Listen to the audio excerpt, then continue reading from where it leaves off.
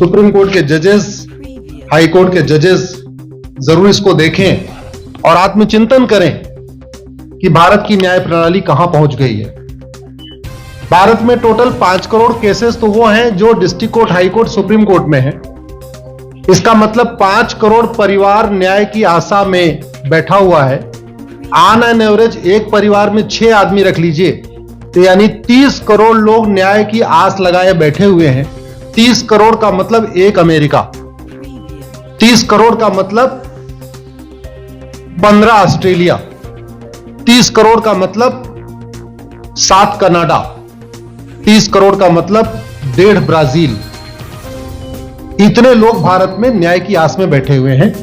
और ये 5 करोड़ केस तो वो है जो district court, high court, supreme court में है। इसके पैरेलल हमारे देश में एक और जुडिशियल सिस्टम है, उसको कहते हैं तहसीलदार, एसडीएम, एडीएम, डीएम, कमिश्नर, जहां पे चकबंदी के मुकदमे चलते हैं। वो इस 5 करोड़ में काउंटेड नहीं है। जो तहसीलदार के यहां मुकदमा होता है, एसडीएम के यहां मुकदमा होता है, एडीएम के यहां होता है, डीएम के यहां होता है, चकबंदी अधिकारी जिसको सीओ कहते हैं, डीडीसी कहते हैं, एसओसी कहते हैं, वो इसके पैरेलल में है और 5 करोड़ मुकदमे वहां पे भी चल रहे हैं। इसका मैं लाइव एग्जांपल देना चाहूंगा भारत की ब्लैक जस्टिस सिस्टम का। 1985 में जौनपुर में एक 10 बीघे जमीन का मुकदमा शुरू हुआ था। अभी वो सबसे नीचे पायदान पे है, जिसको कहते हैं चकबंदी अधिकारी।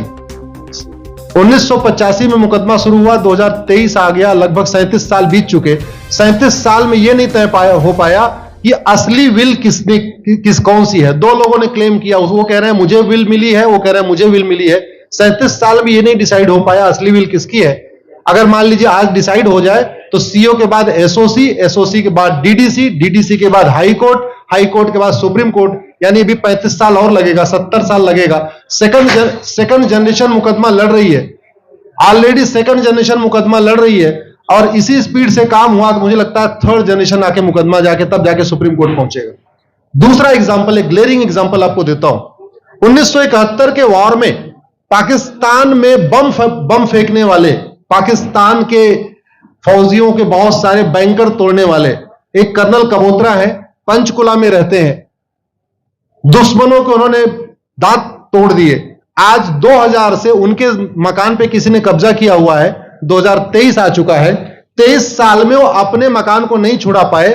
अभी मामला पंचकुला की डिस्ट्रिक्ट कोर्ट में है, उसके बाद चंडीगढ़ हाई कोर्ट जाएगा, फिर सुप्रीम कोर्ट जाएगा। तो 23 साल में वो सबसे नीचे पायदान पे है।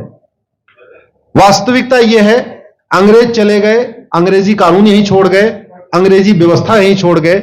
यह व्यवस्था भारत में न्याय देने के लिए नहीं बनी थी।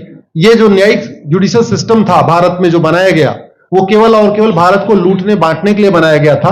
क्योंकि कानून वही चल रहा है, जुडिशियल सिस्टम वही चल रहा है, इवन हमारा ड्रेस भी वही चल रहा है। अंग्रेज काले कपड़े पहनते थे, हम भी काले कपड़े पहनते हैं। अंग्रेज जून के महीने में उनको गर्मी लगती थी तो 1 महीने छुट्टी करके इंग्लैंड चले जाते थे। आज भी हमारा हाई कोर्ट, सुप्रीम कोर्ट पूरे मई जून बंद रहता है। अंग्रेजों को क्रिसमस के टाइम में दिसंबर में छुट्टी मनाना जाना होता था, 1 महीने छुट्टी कर चले जाते थे। आज भी हमारी हाई कोर्ट, सुप्रीम कोर्ट दिसंबर में, क्रिसमस के टाइम में 15 दिन 20 दिन बंद हो जाती है। तो सोच वही है, किताबें वही है, व्यवस्था वही है, कानून वही है, तो स्वाभाविक सी बात है जस्टिस होगा कहां से? जस्टिस कैसे होगा? हम 2023 में 1860 का इंडियन पिनल कोड लेके घूम रहे, 1861 का पुलिस एक्ट लेके घूम रहे, गवाहों के बयान 1872 के कानून से हो रहे। हमने सब कुछ वर्ल्ड क्लास कर लिया, लेकिन अपने जस्टिस सिस्टम को कंपेयर करने की कोशिश ही नहीं किया। जितने में एक एयरपोर्ट बनता है, एक एयरपोर्ट बनाने में 25,000 करोड़ की लागत आती है। अगर हमारी सरकारों ने एक एयरपोर्ट की कीमत जुडिशियल सिस्टम पे खर्च कर दिया होता तो हमारी न्यायिक व्यवस्था अच्छी हो गई होती। आज घटिया, चूंकि अकाउंटेबिलिटी नहीं है, जुडिशियल सिस्टम में कोई अकाउंटेबिलिटी नहीं है।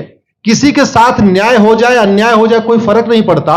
निर्दोष को जेल हो जाए, जज की कोई अकाउंटेबिलिटी नहीं। दोषी को बेल हो जाए, जज की कोई अकाउंटेबिलिटी नहीं। लाखों लाख लोग जेल में सड़ रहे हैं, लाखों धोखेबाज भ्रष्टाचारी बाहर घूम रहे हैं। मूल कारण है ब्लैक जस्टिस सिस्टम। आपने बहुत अच्छा आपने इस पे वेब सीरीज बनाया है और इस देश में world class airport, world class highway, world class shopping mall, सब कुछ वर्ल्ड क्लास बना लिया। इनफैक्ट अपना मोबाइल का डेटा सुरक्षित रखने के लिए हमारे सांसद, विधायक, जज आईफोन भी यूज करते हैं। अमेरिका का आईफोन यूज करते हैं हमारा डेटा सुरक्षित हो जाए, लेकिन भारत सुरक्षित हो जाए उसके लिए यह नहीं देखते कि जापान में कौन सा कानून है, अमेरिका में कौन सा कानून है, सिंगापुर में क्या अच्छा चल रहा है। कनाडा में रेंट का मामला एक डेट में खत्म होता है। सिंगापुर में अभी कुछ दिन पहले एक व्यक्ति के पास 900 ग्राम गांजा पाया गया, उसको फांसी हुई है। दोबारा वहां ड्रग स्मगलिंग होगी क्या? तो भारत में चाहे वो ड्रग स्मगलिंग है, माफिया राज है, ह्यूमन ट्रैफिकिंग है, इन सब के लिए हमारा जस्टिस सिस्टम जिम्मेदार है। कोई भी अपराध होता है उसमें दो पक्ष होता है, एक पीड़ित, एक अपराध करने वाला। जो पीड़ित होता है वो चाहता है जल्दी उसको न्याय मिल जाए, अपराध करने वाला चाहता है मुकदमा लंबा चले। भारत का न्यायिक सिस्टम अपराध करने वाले के साथ खड़ा है। बलात्कारी चाहता है उसका मुकदमा 30 साल चले और मुकदमा 30 साल चलता है। भू माफिया चाहता है कि गरीब की जमीन पे कब्जा कर ले, उसका मुकदमा 50 साल चले और आज की डेट में मुकदमा 50 साल चल रहा है। इसका मतलब वर्तमान न्यायिक सिस्टम बलात्कारी के पक्ष में है, भू माफिया के पक्ष में है, ड्रग स्मगलर के पक्ष में है, ह्यूमन ट्रैफिकर के पक्ष में है, नक्सलियों के पक्ष में है, माओवादियों के पक्ष में है, जो लोग देश विरोधी काम कर रहे हैं उनके पक्ष में है। 40 साल 50 साल के बाद किसी व्यक्ति ने मिलावट करके लोगों का स्वास्थ्य खराब कर दिया, उसको 50 साल के बाद सजा हो रही है। इस बीच उसने कम से कम पता नहीं कितने लोगों का और भी कर दिया। तो ये जो जस्टिस सिस्टम होता है दवा की तरीके काम करता है। जैसे दवा अच्छी होती है बीमारी तुरंत ठीक हो जाती है, अगर दवा घटिया होती है तो बीमारी बढ़ जाती है। दवा खाने के बाद शरीर एज इट इज नहीं रहता, या तो बीमारी ठीक होती है या तो बीमारी बढ़ती है। अगर कोई आदमी एक गांव में किसी के साथ कुछ गलत कर दे, उसको 6 महीने के अंदर सजा हो जाए, साल भर के अंदर हो जाए, दूसरा अपराध वहां नहीं होगा। लेकिन अगर उस व्यक्ति को पनिशमेंट नहीं मिला तो स्वाभाविक सी बात है उसने उसको और मोटिवेट कर दिया। कहते नहीं ऐसे बुखार है, तुरंत 2 गोली खाइए बुखार ठीक हो गया, लेकिन अगर आपने दवा नहीं खाई या गलत दवा खा लिया तो टाइफाइड होगा या निमोनिया होगा। दुर्भाग्यवश ये हमारा जस्टिस सिस्टम यही कर रहा है। आज की डेट में जितनी समस्याएं हैं, चाहे वो घूसखोरी है, जमाखोरी है, मिलावटखोरी है, कालाबाजारी है, नशा तस्करी है, मानव तस्करी है, सोना तस्करी है, ड्रग स्मगलिंग है, या नक्सलवाद है, या माओवाद है, या कट्टरवाद है, जो भी समस्याएं हैं, उसका एक बहुत बड़ा कारण यह है कि हमारा जस्टिस सिस्टम उसको टैकल नहीं कर पा रहा है, उसको पकड़ नहीं पा रहा है, और इसीलिए भारत में अराजकता है। मैं तो इतने जानता हूं, ऐसी कोई बीमारी नहीं जिसकी कोई दवाई नहीं, ऐसी कोई समस्या नहीं जिसका कोई समाधान नहीं। हम हर चीज के लिए बाहर से चीजें खरीदते हैं, तो हम ये क्यों नहीं देख रहे हैं कि आखिर चाइना का जस्टिस सिस्टम कैसा है, सिंगापुर का कैसा है, कनाडा का कैसा है, फ्रांस का कैसा है और अमेरिका का कैसा है। हम क्यों नहीं बेस्ट प्रैक्टिस